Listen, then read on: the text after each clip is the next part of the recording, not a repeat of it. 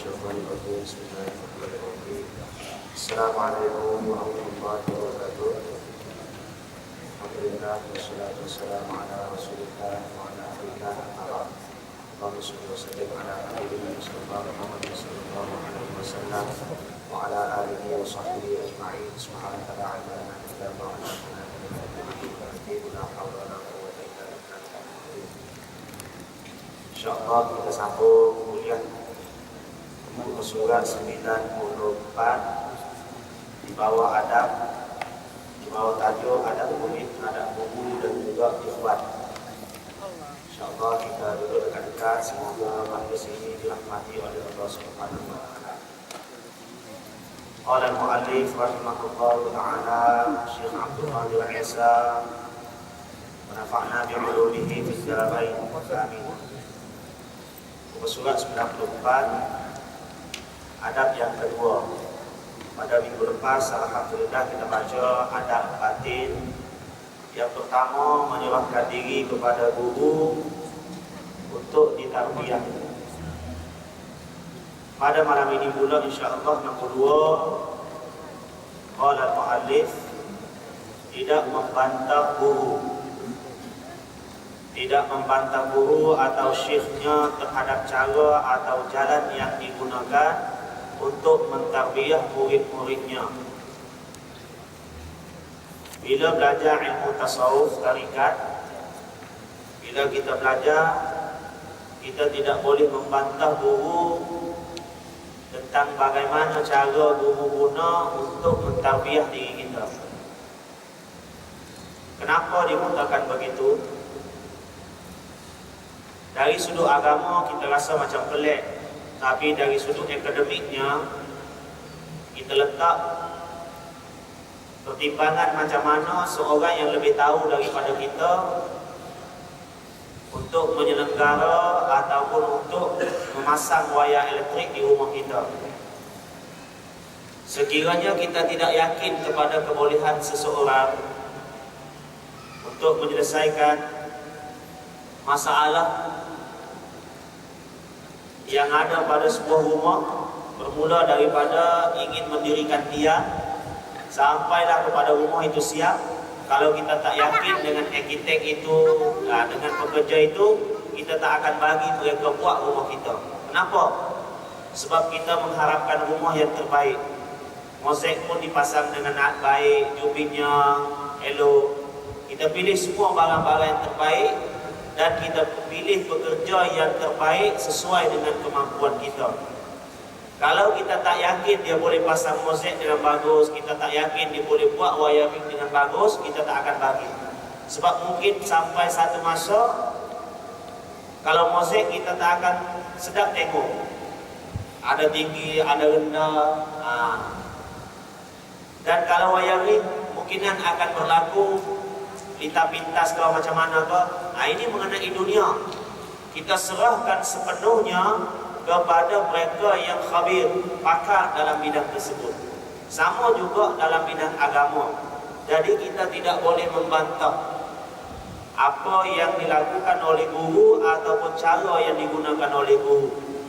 Tahu-tahu bila dia didik kita, bila kita ikut arahan dia, hati kita menjadi hati yang bersih di sisi Allah Subhanahu wa taala. Bila kita bagi kerja kepada wireman, tahu-tahu rumah kita siap, boleh digunakan pakai dan elektrik pun sesuai dengan kuasa yang masuk, macam mana kita nak guna, plugnya berapa, switchnya berapa, sesuai dengan suasana rumah. Jadi tidak menjadi masalah kepada kita. Dalam urusan dunia kita nampak macam tidak pelik, tetapi bila urusan agama kita tidak boleh membantah guru, kita rasa macam pelik. Kalau orang buat rumah, kenapa kita tanya dia, kenapa buat begini, tak boleh buat begini. Kita mau dengan cara kita juga, sedangkan dialah yang lebih main. Kerja dia 20 tahun, 30 tahun sudah tukang kayu, tukang simen. Tapi kita membantah apa yang dia buat, last sekali dia akan tinggalkan rumah kita, dia pergi cari rumah yang lain untuk dia buat. Sebab apa? Sebab dia lebih mahir daripada kita, tetapi dalam masa yang sama kita tidak mengharapkan kepakaran yang ada pada diri dia. Kita banyak komen dia, kita tak suka dengan cara kerja dia, akhir sekali mungkin kita yang akan pecat dia daripada buat rumah kita, ataupun dia sendiri yang akan lari, tak mau dah bekerja dengan kita. Jadi kalau dalam masalah agama kita tak nampak, kadang-kadang kita susah untuk faham, tapi kalau dalam masalah dunia kita lebih faham. Contohnya orang buat kapal, orang buat perahu, dia mahir dalam membuat perahu, macam mana tak bagi bocor, macam mana untuk tahan lama, macam mana kasih kuat dia punya gam. Tapi dalam masa yang sama kalau kita tak tahu, kita akan membantah. Begitu juga tukang rumah. Tukang rumah ni dia pandai curi sana, curi sini. Begitu juga orang jahit baju, dia curi sana, curi sini, ini kasih lebih, ini kasih kurang. Lalas sekali keluar baju dalam keadaan yang cantik, kita pakai pun selesa. Tidak kata bahu ini tinggi sebelah, yang ini pendek sebelah. Tidak kata di bawah ketiak ini, kita ini rapat pada ketiak. Pandai dia buat. Nak pakai baju Melayu, pandai dia buat baju Melayu. Nak pakai jubah, pandai dia buat jubah. Beginilah sifat seorang guru. Jadi cara dia mendidik anak murid lain-lain. Kadang-kadang seorang guru yang sama, anak murid ada 5 orang, dia didik dengan cara yang berbeza. Kenapa? Sebab dia ingin membersihkan jiwa. Kalau kita mempunyai jiwa yang berbeza dengan kawan kita, cara guru didik juga berbeza. Sebab apa? Tugas guru ialah tak bagi peluang kepada nafsu untuk bermaharajalela. Kenapa guru aku ni tak bagi aku baca Quran? Sedangkan guru sudah tahu kalau dia baca Quran, bukan banyak pahala yang dia dapat, dia akan banyak dapat dosa. Sebab baca Quran tak betul tajwidnya. Lepas tu baca Quran riak. Lepas riak menunjuk-nunjuk, ujung, takabur dan sebagainya. Guru kata stop dulu kau baca Quran, kau buat dulu benda lain. Kita suka baca Quran. Kenapa? Sebab balik-balik dipuji, balik-balik dipuji. Nafsu kita menjadi besar. Jadi guru stop dulu baca Quran. Guru suruh kita buat benda yang paling kita tak suka, iaitu basuh tandas. Kalau basuh tandas begitu, semua orang pandai, tak payah disuruh. Tapi semua orang pandai, tapi berapa ramai yang buat?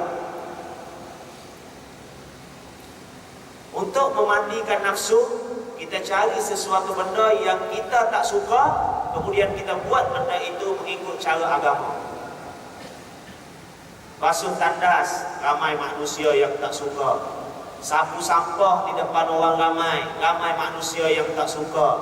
Buat kerja-kerja yang remeh-temeh dengan kedudukan kita yang berpangkat, berharta dan sebagainya, dihormati di kalangan masyarakat. Kerja-kerja begini kita rasa tidak suka, tak layak bagi diri kita buat. Tetapi sebenarnya benda-benda beginilah yang boleh mematikan nafsu, menundukkan nafsu kita. Kalau tak percaya, cuba balik ini, jangan basuh tandas di rumah, basuh tandas awal, basuh tandas masjid. Datang masjid, bawa sabun tandas api itu satu, lepas tu bawa berus satu, kemudian cuba kita basuh tandas. Apa perasaan kita? Dia akan jadi hina, terasa hinanya di sisi Allah Subhanahu wa Ta'ala. Bila hina itulah kita mulia di sisi Allah. Bila kita rasa kita mulia, sebenarnya kita hina di sisi Allah Subhanahu wa Ta'ala. Itu sangkaan kita sahaja. Sebab itu ramai ulama-ulama yang bila sampai satu tahap, siang hari dia takabur, bila mengajar dia rasa takabur. Kenapa? Karena ramai orang hormat kepada dia. Bila waktu malam ataupun sebelum subuh, dia bangun, dia cuci tandas untuk kasih hina balik diri dia, jiwa dia. Jadi macam-macam cara digunakan oleh alim ulama untuk mendidik anak murid.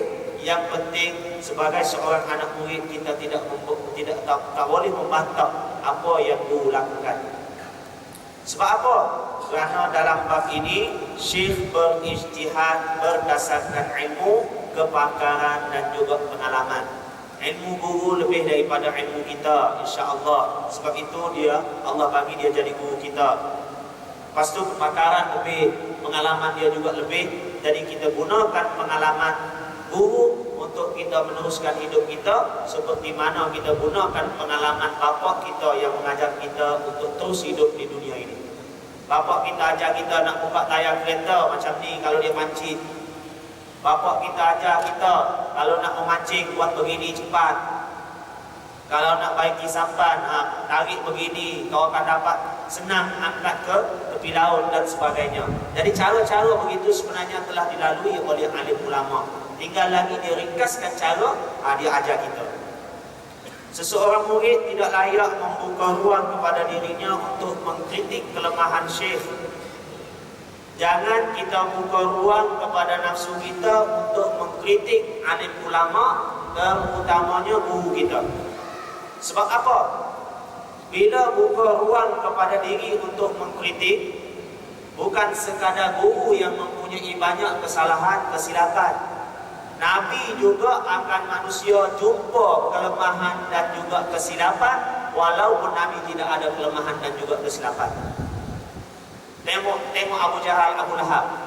Apa yang dia cakap kepada Nabi sallallahu alaihi wasallam.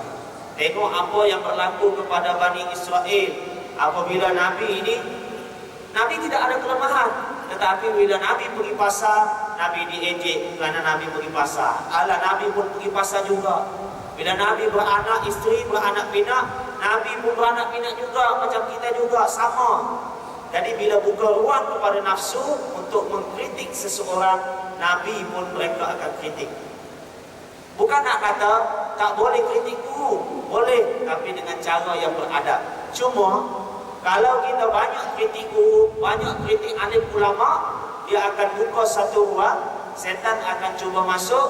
Kita kritik satu lepas satu, akhirnya kita menganggap diri dia sama dengan diri kita, ataupun diri kita sama dengan guru kita, yang mana ilmu agamanya lebih dia daripada kita, mungkin ilmu dunia lebih kita. Tetapi bila kita kritik, sampai satu masa kita tidak akan ada apa-apa manfaat yang kita dapat daripada guru tadi. Kenapa? Sebab setan sudah memulakan peranan dia. Kita kritik satu, kemudian satu, last sekali kita menganggap sama saja di antara kita dengan dia. Lama-lama tak payah belajar lah. Sebab apa? Sama saja aku dengan dia. Dia pun salah juga, aku pun salah juga. Begitu. Dia pun bukan Nabi, masuk. Aku pun bukan Nabi, jadi aku dengan dia sama saja. Sampai satu tahap yang begini, keadaan diri kita, jiwa kita sudah rosak. Hilang hormat pada alim ulama, terutamanya guru yang mendidik kita. Perkara sebegini boleh mengurangkan kepercayaan murid kepada guru, lalu dia terhalang daripada mendapat banyak kebaikan yang ada pada guru. Mungkin di sana guru mempunyai banyak kelemahan, ataupun guru ini ada kesilapannya, memang tidak dapat lari dah. Tetapi jangan kita jadikan kelemahan yang ada pada guru ini untuk kita tidak mendapat manfaat daripada dia. Sehingga kan Nabi SAW sendiri pun banyak kelemahan yang ada pada seorang Yahudi, tapi Nabi ambil kesempatan. Nabi bagi tahu kepada para sahabat yang mampu untuk belajar bahasa daripada kaum Yahudi, yang ditawan, maka belajarlah bahasa daripada mereka. Akhirnya salah seorang sahabat belajar bahasa daripada kaum Yahudi. Dalam masa seminggu saja dia dapat memahirkan diri dengan bahasa Yahudi, bahasa Bani Israel. Sedangkan kekurangan yang terdapat pada Bani Israel ini bukan kekurangan yang tidak ketara, kekurangan kerana tidak menyembah Allah Subhanahu Wa Taala. Ini kekurangan yang paling jelas. Lepas tu lawan Nabi, akhir sekali menjadi orang tawanan. Tapi dalam masa yang sama juga, Nabi tidak menganggap itu satu kekurangan, tetapi kelebihan yang ada pada seorang yang bukan Islam sekalipun, Nabi anggap itu sebagai satu kelebihan. Nabi suruh para sahabat ambil manfaat daripada Yahudi tadi. Ambil manfaat, bukan ambil mudarat. Mana-mana manfaat daripada mana-mana guru kita ambil. Ia akan menyebabkan ikatan hati dan badan rohani terputus di antara dia dan guru. Bila kita tak puas hati kepada guru, sepatutnya kita bertanya apa alasannya, kita beradab, kita bersangka baik kepada guru. Tapi kalau hati sudah tidak boleh bersangka baik, aku rasa bagi aku belajar benda yang begini menyalahi agama. Kalau kita rasa terbuku di hati kita, jumpa guru secara individu, tanya dia, kalau berlaku begini-begini macam mana, boleh tak boleh situasi begini, kita buat penyelesaiannya dengan cara begini. Tanya dengan penuh beradab. Mungkin guru salah, mungkin guru betul, tapi ingat, guru juga dia mempunyai kesilapan, dan sekalipun dia silap, bukan selama-lamanya silap. Kadang-kadang hari ini silap, besok dia bertaubat kepada Allah Subhanahu wa taala. Tapi kita setelah sebulan pun masih lagi berburuk sangka pada guru tadi. Siapa yang salah? Ini Nabi bagi tahu kepada alim ulama, kepada orang biasa pun kita wajib bersangka baik, apatah lagi kepada alim ulama. Ibnu Hajar Al-Haythami, seorang ulama bermazhab Syafi'i yang hebat di kota Makkah satu ketika dulu, berkata, sesiapa yang membuka pintu membantah guru syekh, mencari keaiban, sentiasa dia bantah, lepas tu dia tengok cari mana silap guru dalam tingkah laku dan perbuatan mereka, maka sesungguhnya yang demikian itu merupakan petanda dia diharamkan daripada kebaikan serta buruk kesudahannya.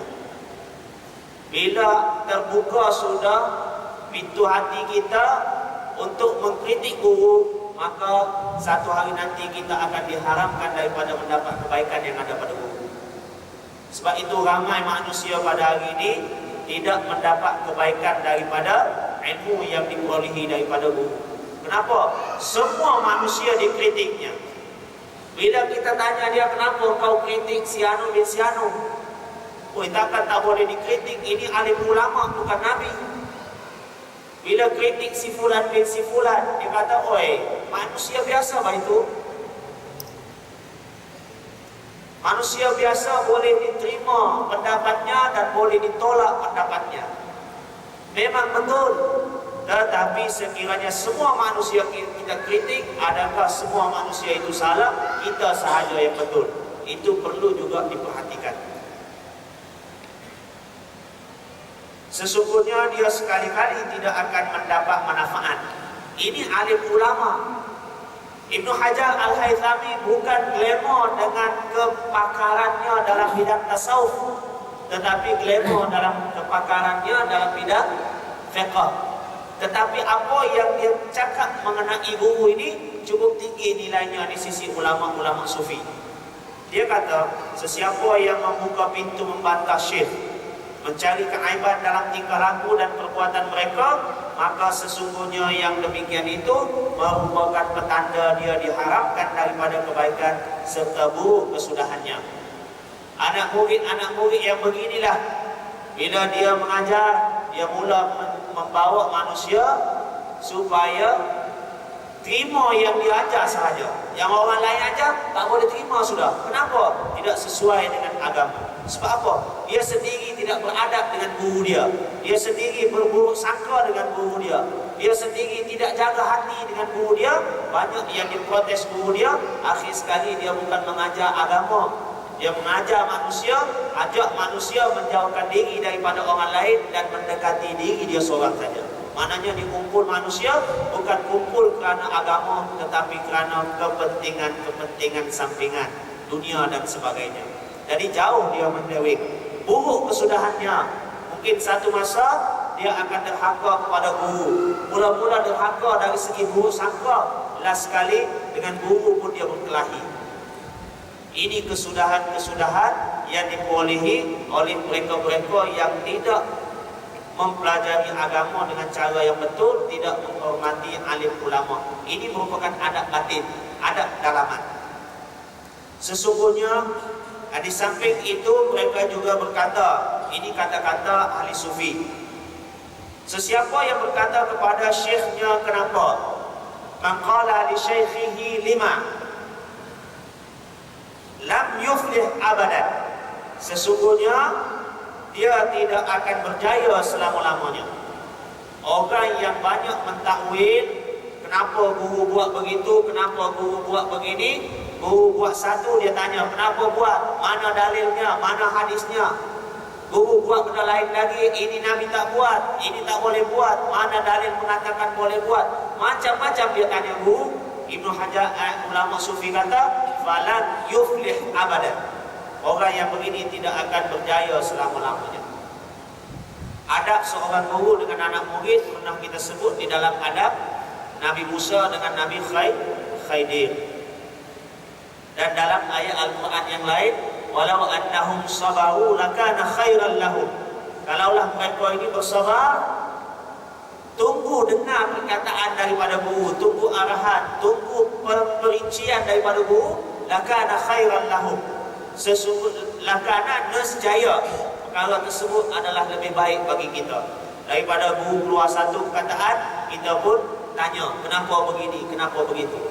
Ini anak murid yang kurang beradab. Ini dengan guru tarbiyah, dengan guru ilmiah lain pula suasananya. Kalau tak faham, wajib tanya. Kalau kita belajar ilmu dengan guru tarbiyah sekalipun, kalau tak faham, kita mesti tanya. Tak boleh tak tanya. Kalau tak tanya, dia akan terbuku di pemikiran, terbuku di hati, penyelesaiannya tidak akan ada. Bila kita tanya, baru ada penyelesaian. Maksudnya ialah kepada guru atau syekhnya dalam suluk serta tarbiyah. Kalau kita belajar ilmu fiqh, tuan-tuan, jangan pula kita tak tanya guru. Kalau tak tanya guru, sampai bila kita tak faham. Belajar ilmu faraid, nak tanya, ustaz kata tak boleh tanya. Tanya tak bagus, tanya tak akan berjaya. Ini salah. Kalau benda-benda yang melibatkan adab, kalau kita tak tanya pun itu adalah satu adab. Tapi kalau melibatkan ilmiah, kalau kita tak tanya, kemungkinan besar kita tak akan faham. Terutamanya ilmu-ilmu yang susah, yang sulit. Apabila syaitan mencampakkan ke dalam hati seseorang murid tentang kemuskilan syarak yang berlega di sekitar tindak tanduk guru yang bertujuan memutuskan hubungan di antara guru dengan murid dan menghilangkan kepercayaannya, maka murid hendaklah berbaik sangka terhadap syekhnya dan carilah takwil syarak. Agama ajar kepada kita. Kalau kita rasa ada banyak kemuskilan yang kita tak puas hati dengan guru tentang tindakan dia, dan dia sentiasa bermain di otak kita, tak puas hati, sampai satu masa yang sesuai, kita jumpa guru, kita tanya. Tujuannya supaya jangan buka pintu kepada syaitan untuk menjadikan diri kita sentiasa was-was dengan tindakan yang dilakukan oleh guru kita. Ini sesiapa sahaja sekalipun. Pernah saya cerita kepada tuan-tuan, Nabi, dia mengelakkan diri daripada sahabat bersangka buruk kepada Nabi. Satu ketika waktu maghrib, Nabi jalan dengan isteri dia, salah seorang isteri dia. Tapi bila jumpa dengan sahabat nampak tak nampak, lalu Rasulullah pun tengok, macam sahabat ini. Rasulullah pun bagi tahu, jalan cepat-cepat juga Nabi. Di samping sahabat jalan cepat-cepat, Nabi kata, ini istriku, ini istri aku, supaya hati manusia tidak dimasuki godaan daripada syaitan. Kita pun diajar oleh Nabi SAW, bila ada masalah tanya, bila ada masalah tanya. Insya-Allah kita tidak akan diperdaya oleh syaitan. Ada takwil. Kalau kita nampak guru berjalan dengan seorang wanita, kita berburuk sangka terus pada dia, dalam masa yang sama kita berdosa kerana berburuk sangka. Tapi dalam masa yang sama, sekiranya kita cari takwilan daripada agama, maka kita selesai, tak ada dosa. Mungkin dia berjalan dengan makciknya waktu. Saya, anak saudara saya lebih tua daripada saya, berjanggut, berjambang, putih sudah, dia panggil saya pakcik. Kalau anak saudara saya, kalau berjalan dengan saya, orang ingatkan isteri saya. Sebab apa? Anak saudara saya, anak-anak dara semua sudah. Yang mak-mak dara pun sudah ada. Kita cari takwil. Mungkin kita tengok guru kita berjalan dengan si fulanah bin si fulanah. Mungkin itu makciknya, mungkin itu anak saudaranya, dan banyak lagi kita boleh buat takwilan. Kalau dia mengeluarkan satu-satu keputusan yang kita kurang senangi dari segi hukumnya, lepas tu kita boleh tanya balik dia kalau sekiranya tak ada takwil.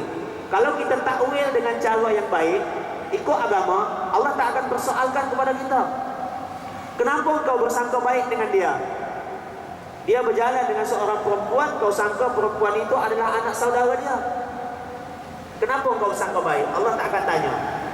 Sebab di dunia ini tidak ada benda yang paling baik, kata Allah SWT lalu lidah Nabi, husnuzzan billah wa husnuzzan bin nas. Berbaik sangka dengan Allah, berbaik sangka dengan manusia. Tapi kalau kita suuzzan, buruk sangka, dia jalan dengan isteri dia yang 62 pun kita kata, ustaz itu jalan dengan bagi kahwin. Padahal isteri 62 sudah, cuma kita tidak tahu. Jadi walaupun ustaz itu tidak buat dosa, kita tidak tahu, kita suuzzan, buruk sangka itu dapat dengan siapa? Buruk sangka hukum dia haram. Bila haram dosa. Jadi kalau kita husnuzan tidak haram. Husnuzan ini adalah salah satu takwil yang dibenarkan di dalam agama. Jika tidak mampu melakukan demikian, maka hendaklah dia bertanya dan meminta penjelasan dengan cara yang beradab, dengan cara yang hormat. Macam kita jelaskan sebelum ini. Berkata Al-Allamah Ibnu Hajar Al-Haythami lagi, dan sesiapa yang membuat takwilan terhadap masyayikh tanpa mencari-cari keaiban pada tingkah laku mereka, menyerahkan urusan mereka kepada Allah, dan dia hanya mengambil berat keadaan nafsu dirinya. Kita tengok syekh buat apa-apa pun, kita takwil dengan cara yang baik. Tengok ustaz-ustaz kita buat benda yang sesuai dengan agama kau, pada pandangan kita tidak sesuai dengan agama, kita cari penafsiran, takwilan yang lebih baik. Dalam masa yang sama, kita tidak sibuk dengan diri orang lain, kita sibuk memperbaiki batiniah kita, memperbetulkan keadaan nafsu diri, serta bermujahadah mengikut kemampuan kita.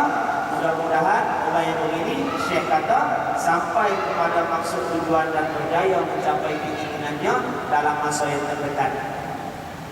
Hati dia senang jadi bersih. Bila dia sibuk dengan keaiban diri, tanpa sibuk dengan keaiban orang lain. Jadi sekarang ini banyak manusia, keaiban orang lain kita nampak, tapi keaiban sendiri kadang-kadang kita tak sedar.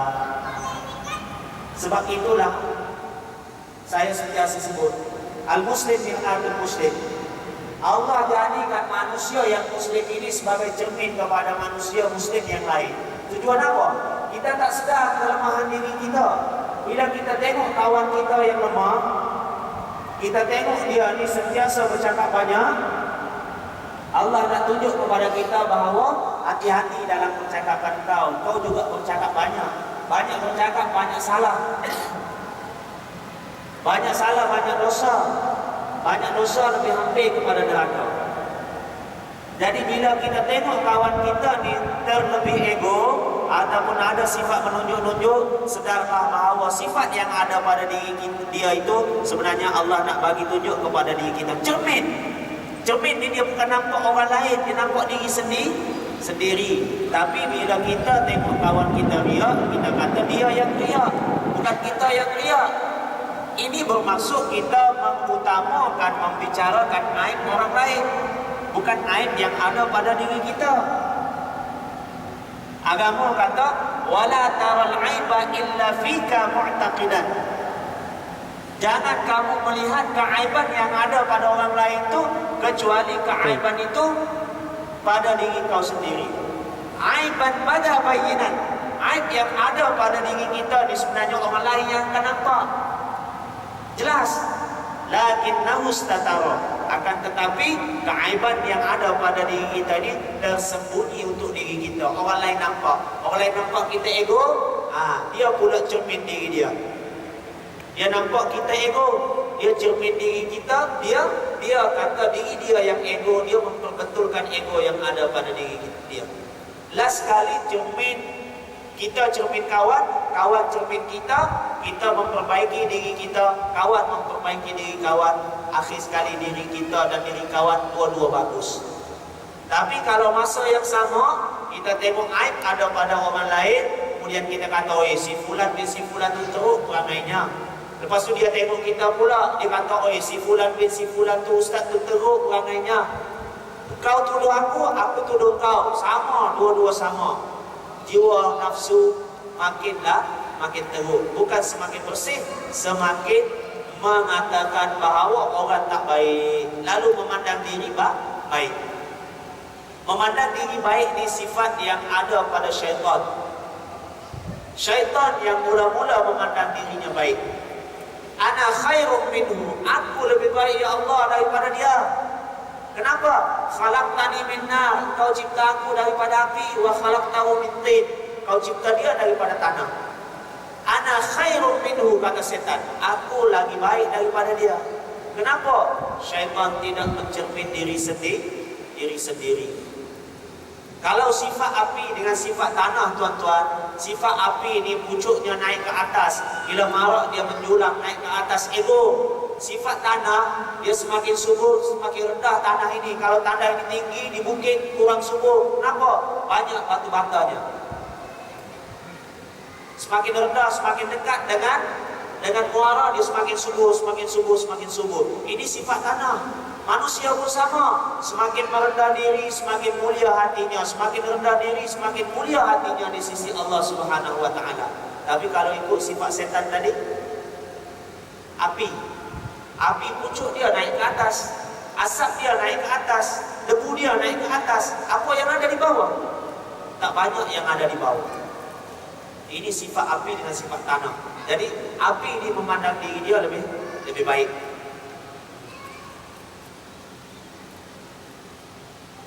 Nombor 3, tidak beriktikad yang gurunya maksum. Ini masalah. Kalau kita menganggap guru maksum, kita bermasalah. Kerana hanya Nabi sahaja yang maksum. Kecuali puak-puak Syiah, imam mereka juga maksum. Ini lain ceritanya. Jadi orang Islam tak boleh menganggap guru itu maksum. Walau sehebat mana diri guru itu, tetap juga tidak maksum. Para nabi maksum, tetapi para wali ataupun guru ataupun alim ulama dia panggil mahfuz. Mahfuz ni terjaga, Allah jaga dia. Kalau terbuat dosa, dia akan terus bertaubat. Kalau orang biasa buat dosa setahun baru bertaubat, kemungkinan dia sebulan. Kalau orang biasa buat dosa seminggu bertaubat, kemungkinan dia buat dosa pagi, petang sudah bertaubat. Ini kita panggil mahfuz. Alim ulama dijaga oleh Allah Subhanahu wa taala. Tak boleh anggap guru maksum. Anggap guru maksum, silap sudah. Ramai juga di kalangan orang yang belajar ilmu tasawuf tarikat yang menyeleweng, dia menganggap guru dia ini tak buat dosa. Ini salah di sisi agama. Guru mungkin berdosa, tetapi tidak berkekalan berada di dalam dosa. Kenapa? Sebab dia mempunyai ilmu, dia akan bertaubat kepada Allah Subhanahu wa taala. Kadang-kadang kesalahan dan kesilapan akan zahir, tetapi dia tidak berterusan melakukannya. Mungkin dia silap, mungkin dia salah, tapi silap dan salah dia bukan selama-lamanya. Akan tetapi, apabila seseorang murid beriktikad syekhnya tidak maksum, tidak seharusnya dia menganggap yang syekhnya sentiasa silap. Kita tak boleh menganggap guru kita maksum. Dalam masa yang sama, kita tidak juga boleh menganggap guru kita ni balik-balik silap, balik-balik silap. Tak boleh. Mungkin dia silap, tapi mungkin dia betul. Itu kita letak. Kalau dia silap, mungkin dia bertaubat kepada Allah Subhanahu wa taala. Kalau dia betul, alhamdulillah. Ini yang terbaik bagi kita untuk jaga hati kita. Kadang-kadang seorang guru dapat manfaat daripada anak murid. Kadang-kadang anak murid dapat manfaat daripada seorang guru. Seorang guru sepatutnya belajar sifat tawaduk daripada anak murid. Sebab apa? Anak murid duduk di lantai, ustaz duduk atas kursi. Macam mana nak tawaduk? Orang yang merendah diri ini dia duduk di bawah. Tengok Abang Hasan, kaya lagi tu, sehat, kereta besar, duduk di bawah. Tapi dibagi ustaz duduk di atas kursi. Ustaz kemungkinan riak. Tapi adakah orang yang kaya, orang yang mempunyai segala kemewahan, duduk di lantai, adakah dia riak lagi? Tidak, sudah. Jadi sepatutnya seorang guru belajar daripada anak murid belajar daripada guru, dan kadang-kadang guru lebih banyak belajar daripada anak murid. Guru cakap sepatah, beramal dengan zikir. Anak murid balik buat, tak cukup dengan yang diajar, tambah lagi. Ustaz bolehkah tambah dengan yang lain? Mesej. Ustaz kata boleh. Lepas tu ditambah lagi. Sehingga kan ustaz pun tak buat apa yang dia buat. Siapa lebih baik dari sudut zikirnya kepada Allah Subhanahu Wa Taala? Yang ini seorang guru sepatutnya belajar daripada anak murid. Jangan sangka guru yang berada di depan ini dia yang paling baik. Mungkin Allah Subhanahu Wa Taala nilai hati kita tak sama. Syekh Abdul Qadir Isa, satu ketika dia mengajar di depan, tiba-tiba dia tengok di depan dia ni lebih 500 serban yang besar-besar di Syria, di Masjid Al-Adiliyah Aleppo, Arab, yang sudah hancur sekarang di kawasan sekitarnya. Dia mengajar, alim ulama ramai di depan dia. Lalu terdetik sikit perasaannya, rasa macam dia ni layak untuk berada di depan, kerana alim ulama semua belajar dengan dia, pengarang kitab ini. Bila dia beristighfar, rasa tidak hilang penyakit, dia rasa satu kepuasan bila berada di depan. Kemudian bila waktu sebelum subuh, anak murid dia bangun-bangun, tengok-tengok syekh yang cuci tandas. Syekh belajar daripada siapa? Belajar daripada anak murid yang berada di depan. Kalau tidak kerana anak murid yang begitu ramai berada di depan, lebih 500 alim ulama yang besar-besar serbannya, tak mengajar dia perasaan riak, dia juga tidak akan belajar perasaan untuk menundukkan sifat riak yang ada pada diri dia. Dia tidak akan bersihkan tandas. Bila anak murid tengok syekh yang bersihkan tandas, syekh buat begini, cukuplah kau tahu, seolah-olah begitulah, jangan bagi tahu orang lain. Sebab apa? Masing-masing mengenal hati masing-masing. Bila hati kita riak, bila riak buatlah kebaikan, apa-apa saja kebaikan. Bila riak kasih RM10 kepada masjid, bila riak kasih RM5 kepada masjid, bila riak tolong orang, bila riak tolong susun selipar orang, bila riak tolong buat apa-apa kebaikan yang patut kita buat, supaya riak tadi tidak lagi berada di dalam jiwa kita. Ini sepatutnya yang kita lakukan. Jadi ada kau guru tadi, dia rasa diri dia hebat, adakah salah ataupun tidak? Salah. Kita pun kalau kita tengok guru kita ni, oi, bangga dia duduk di depan. Guru tadi pun ada perasaan bangga. Guru silap, anak murid juga silap. Kenapa? Kerana berburuk sangka dengan Allah Subhanahu Wa Taala. Guru saya disebut, masa syekh duduk di depan, dia tengok muka syekh ni memang hebat, layak berada di depan. Dalam perasaan dia, kalau aku jadi syekh aku riak ni. Sebab apa? Lebih 500 alim ulama berada di depan dia, belum lagi kira yang biasa-biasa. Kalau aku berada di sana aku riak, pasti syekh juga riak. Pagi subuh tu macam mana? Rupanya syekh yang cuci tandas tadi, siapa yang nak masuk dalam tandas sebelum subuh tadi? Rupanya anak murid yang berburuk sangka pada guru tadi. Lalu guru tanya, sudah habiskah buruk sangka kepada aku? Terkejut dia. Daripada mana syekh tahu dia berburuk sangka dengan syekh? Rupanya dua-dua belajar. Anak murid tadi buruk sangka dengan syekh, diajar oleh Allah Subhanahu Wa Taala, bangun sebelum subuh, tengok apa yang syekh buat.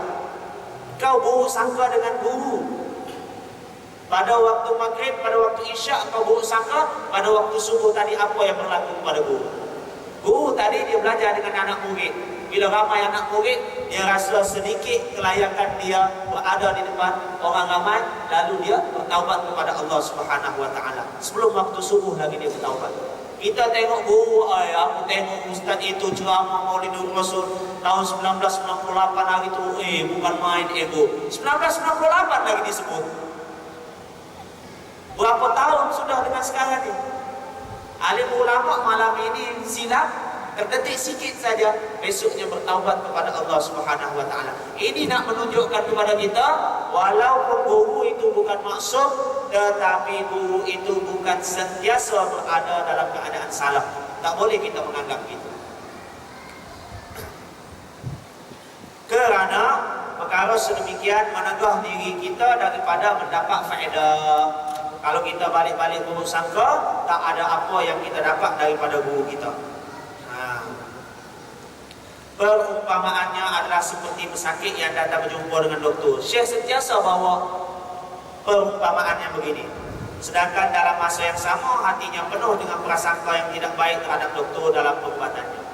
Kita sakit, macam-macam perasaan tak puas hati kita pada doktor, buruk sangka kita pada doktor. Lepas tu kita pergi jumpa dia. Apa gunanya kita pergi jumpa dia? Dia bagi ubat pun kita tak akan makan. Kenapa? Dia tantang ubat yang paling teruk dibagi pada aku. Tantang silap ubat lagi. Sebab apa? Sebab kita tidak berbaik sangka pada doktor tadi. Kalau kita baik sangka, kita pergi dengan ubat dengan orang biasa pun. Jumpa ustaz biasa saja. Ustaz bagi ayat Al-Quran, ustaz baca doa Bismillahirrahmanirrahim. Kita balik, kita berbaik sangka dengan ustaz tadi. Tak ada apa-apa kepakaran. Kita kata tak apalah, ustaz buat air tawar, kita minumlah. Mudah-mudahan dengan berkat Bismillah yang ustaz baca tadi, sembuh penyakit kita, sembuh penyakit anak kita. Kebetulan minum air tadi, duduk seminggu, sihat. Sebab apa? Sebab berbaik sangka kita dapat manfaat. Tadi daripada doktor tadi kita buruk sangka. Pergi jumpa dia, kita tak suka, mak bapak kita saja bawa. Lepas tu ubat pun kita tak mau makan. Kenapa? Doktor itu banyak silap aku. Dulu si fulan bagi ubat lumpuh kaki sebelah. Lepas tu ini nak bersalin kata kandungan luar rahim. Sebenarnya elok-elok saja sampai 9 bulan bersalin macam biasa saja, normal. Banyak silap itu silap. Last sekali kita pun tak dapat manfaat daripada doktor tadi.